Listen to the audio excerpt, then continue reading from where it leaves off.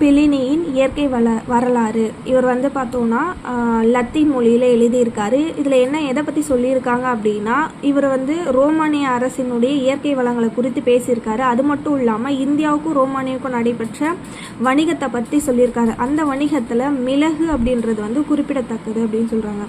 அது மட்டும் இல்லாமல் வடகிழக்கு ஆப்பிரிக்காவில் அருகில் உள்ள ஓசலிஸ் துறைமுகத்திலிருந்து பருவக்காற்று, அதாவது எந்த பருவக்காற்று அப்படின்னா தென்மேற்கு பருவக்காற்று சரியாக வீசினால் கரெக்டாக 40 நாளில் இந்தியாவை அடைந்து விடலாம் என்று கூறினார். எங்கேருந்து அப்படின்னா ஆப்பிரிக்கா ஓசன்லேருந்து. ஓகேவா. நெக்ஸ்ட்டு வந்து கேரளா கடற்கரையில் இருந்த பக்காரி துறைமுகம் தமது கட்டுப்பாட்டில் வைத்திருந்த மதுரை ஆண்ட பாண்டிய மன்னர்கள் குறித்தும் அவர்கள் குறிப்பிட்டிருக்காங்க. கேரளாவில் பக்காரே அப்படின்னு சொல்லிட்டு இப்போது அதோட பேர் என்ன அப்படின்னு சொல்கிறாங்க. முக்கியமாக இந்தியாவில் நடைபெற்ற மிளகு வணிகத்தால் தான் ரோமானிய நாட்டு செல்வம் கரைந்தது குறித்து பிளினி வந்து ஆதங்கப்படுகிறார். ஏன்னா நம்ம நாட்டில் விளைவிக்கக்கூடிய அந்த மிளகுக்கு அவ்வளோ பெரிய வரவேற்பு கிடைச்சிருக்குவா.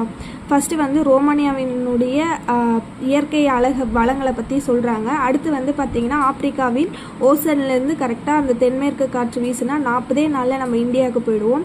அது மட்டும் இல்லாமல் கேரளாவில் இருக்கிற பக்காரையை பற்றி சொல்லியிருக்காரு. அது மட்டும் இல்லாமல் மிளகை பற்றி சொல்லியிருக்காரு.